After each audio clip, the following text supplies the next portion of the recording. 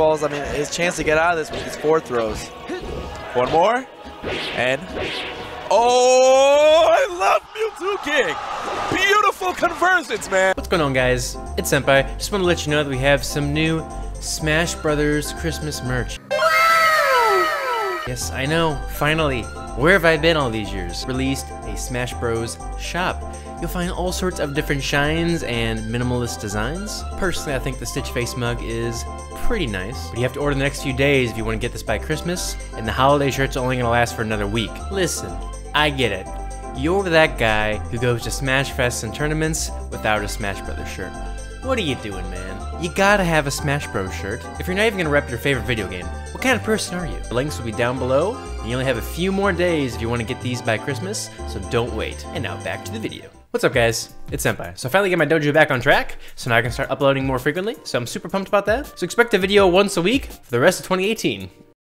So today I want to talk about my favorite Smasher of all time, Mewtwo King. One of the reasons I got into Smash in the first place, at least competitive Smash in the first place, was watching all the awesome combo videos that the clan DBR put out, and also watching the awesome matches from Ken, Isaiah, and especially Mewtwo King. Mewtwo King is the reason I even picked up Marth in the first place. Watching his Marth play and Sheik play, I'm just like, I gotta learn these characters, they look so much fun. Just the way he'd pick his opponents apart and edgeguard them into oblivion was just like the coolest concept in my mind. I think one of the reasons I'm still playing Smash Bros to this day is the really intricate and awesome edge game, but Smash is a whole dynamic of trying to recover and come back to the stage, and it's just very unique, and those two characters are such beasts at edge guarding, and once I saw that, I'm like, I just could not get enough. But we're not here to talk about me today. We're here to talk about Mewtwo King, who I believe is the best Smash player of all time. Now, it's a pretty ridiculous claim to make. I mean, there's all sorts of good Smash players out there, and you know, we have our 5 Smash gods, or 6, or 0, as people like to say today. But what makes someone the best Smasher of all time? That's quite a title. What kind of things do they need to have to qualify them for such a high-ranking position?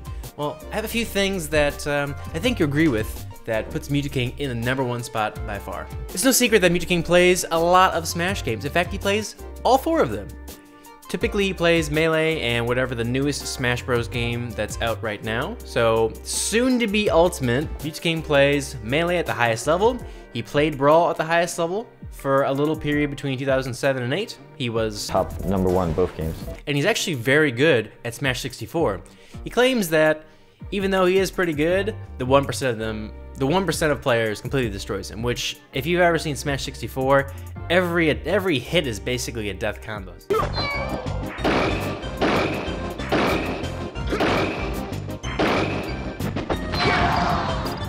So that's pretty understandable. Also, it's not a true Smash game, but in Project M, Mewtwo King had a very, very strong run with Mewtwo and Captain Falcon as well. As you may know, Mewtwo King's Brawl Meta Knight was one of the most feared things in the world, flanking or otherwise.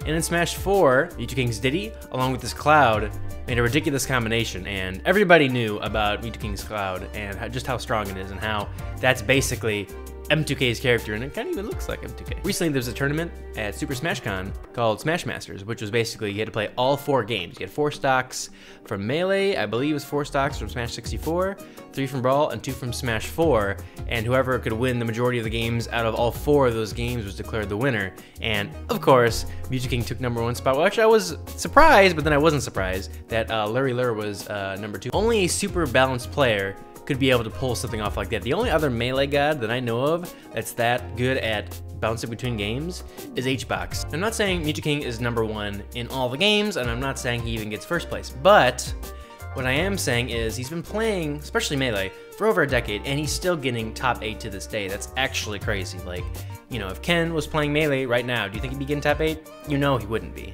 I mean, Melee is just, it's not that he's not good, it's just Melee's evolved so much, and players are just so technical and so good, and the punish games are insane now. It's actually crazy. So it's a testament just how skillful he really is, and the fact that he can balance all these games and place highly in all of them, going to a tournament and playing Smash 4 and Melee. They're not similar games. I mean, they're pretty different. I mean, you know, if you play Marth in both games, you know it's not the same. Okay, Senpai, I get it. You know, that's great. He's good at all these games, but why does that make him the best Smash player of all time? Surely, what is he giving back to the community? I mean, is it just about being the best player? Or is it about being someone who not only is really good at the game, but also gives back to the community?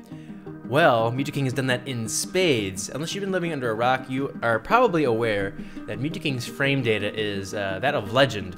He apparently, with no TAS or no sort of computer software, he went frame by frame, calculating all sorts of frame data, item characteristics, character weight. It's actually ridiculous. Like 2,000 hours on that shit, just double checking and triple checking just to make sure it's as absolutely accurate as I could possibly get it. The amount of precision when people double checked it was just insane. Now, Mewtwo claims he did it as a hobby, which I can believe, but what kind of person actually cares that much about all these little details? Like, you know, if you ask anybody how long Mewtwo's roll animation is, the only person that's probably going to give you an answer is either Mewtwo main or Mewtwo King. Not only has he recorded all his knowledge of frame data, but it seems like this knowledge is still in his brain. If you ask Mewtwo King just random questions about frames, he still remembers all that. That's crazy. Like, I mean, I get, like, if you know how many frames Falcon's Knee comes out, or you know that Shine comes out in one frame, but, like, just weird, random stuff, like Sheik's Chain, how many frames is that out, on what frame it retracts on? I bet Mewtwo could tell you the answers. Actually ridiculous. Is that useful? Yes and no. I mean, with your knowledge of hitboxes, you can know that if I'm Sheik and someone's recovering, like if Spacey's doing an illusion move, I can know which aerial to do based on how many frames are active during that move. But it doesn't stop there. Mewtwo has written the blueprint for all Marth and Sheik players, especially the modern Marth and Sheik players. Now, you can say that Ken, the king of Smash, wrote the blueprint for Marth, and you would be right. But Mewtwo took it to the next level and brought it into the modern era. He took everything that Ken did and built on it and made it better. Now, maybe for the neutral game, you're not going to be looking at Mewtwo to get advice. Maybe you're looking at PPMD. Maybe you're looking at Armada. Maybe you're looking at Mango. But when it comes to just how to play the character, how to edgeguard, how to combo, Mewtwo is your man. And his contributions don't stop in Marth and Sheik. He's made plenty of contributions to Fox, as well as other characters like Peach. Mewtwo has said time and time and again that soft bear to nair combo that Armada does, Mewtwo taught him that. And you think top-level players would like to keep their information to themselves, which I'm sure they do, but Mewtwo posts videos on his channel, the MVG channel, all the time. And these videos are always chock full of knowledge, and they're not just random clips. I mean, they're actually useful knowledge. I mean, I think one of the most popular videos when he talks about Marth being too fat. That's something amazing. Not many people know about this. So what happens is, there's not enough, the game decides there's not enough space for you to land on stage. So instead of putting you on the ground, the game decides I'm gonna push you off the level because Marth is too fat. So that's why you die. When Marth can use the get up attack from the ledge to actually push the model of someone recovering off the ledge while covering the stage options. So you're actually covering two options in one. Just in case you think they'll get back, you'll hit them with the move if they actually make it back, and if they don't, no harm done, they get edge guarded. Now I know when I release this video, everybody's gonna be like, Senpai, listen, Mewtwo is not always #1. He's never been #1 on the Melee Power Rankings charts. He's never been #1 on Malayanami's 1 through 100. Why would he be the best Splash player of all time? That has to be Armada, it has to be Hungerbox, it has to be Mango. Yes, I understand what you're saying, but I'm not talking about just Melee in general. I'm talking about all the games. How much has he brought to the Brawl Mennonite scene? I mean, it was pretty degenerate, but he did bring a lot to it. I know for a fact that he's given a lot to Cloud and Smash 4 in general, especially working with Zero. I mean, I know they're close friends. And you know, it's an interesting phenomenon. Whenever someone goes and either lives next to Mewtwo or lives with him or trains with him, Wizrobe, Plup, Hacks, you know, they all stepped up big time when they started training and playing with Mewtwo. Now, is it coincidence? Possibly, but I highly doubt it. You know, Hacks became a lot more optimized and switched to Fox and started complaining Falcon was bad after he played Mewtwo. And I can only imagine that, you know, we've all heard the famous story, but I can only imagine Mewtwo gimping him and edgeguarding him over and over and over again wouldn't help that in any way. Now, this isn't necessarily an argument for being the best Smash player of all time, but I do want to say that Mewtwo is definitely one of the reasons why Smash is alive today. You know, no hate to anybody who made a specific character, but if I was watching Icy's Wobble all day, or I was watching Jigglypuff Bear Camp all day, I wouldn't still be playing Melee. I still wouldn't be watching Melee, you know? Watching Mewtwo 0 to death of Spacey is the most hyped thing ever, especially when it ends in a glorious edgeguard or sick Ken combo. That's what gives Melee hype.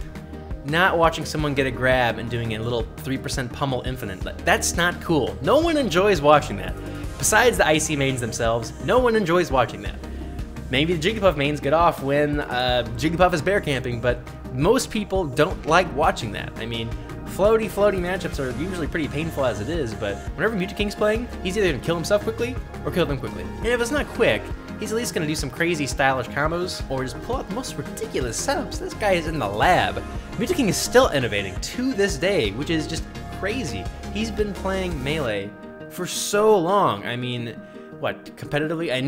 I know he knew about the competitive scene since what, 2002? I mean, that's a long time. I mean, we're almost in 2019, boys. So thank you, Mewtwo for repping Smash Brothers, for repping Melee Martha Cheek, and for everything you do. Never stop playing Smash, man. You make it so hype and super exciting. Been watching your Smash play for over a decade, and I'll continue to watch your Smash play for another decade. If you believe that Mewtwo is the best overall Smash player of all time, I would just comment down below, long live the king. Maybe if I get enough posts, I can get him to see it. And just a reminder, if you want to get a Smash Bros. Christmas shirt, you'll have a few days left before the shipping date is going to be after Christmas. So if you want to have it before Christmas, if you want to give it to someone, if you want to give it to your best Smash buddy, if you want to give it to your netplay buddy who lives a few states away, probably should get it right now so you don't miss out. For everybody who's already purchased a Smash Bros. Shirt, I super appreciate it, because what that does is it gets me coffee, and I turn coffee into Smash content. So it's basically a 1-1 ratio of espresso consumed and content generated. Now I can't say that it's 1 espresso per video, but I'm working on it. Thank you guys so much for watching. I super appreciate it,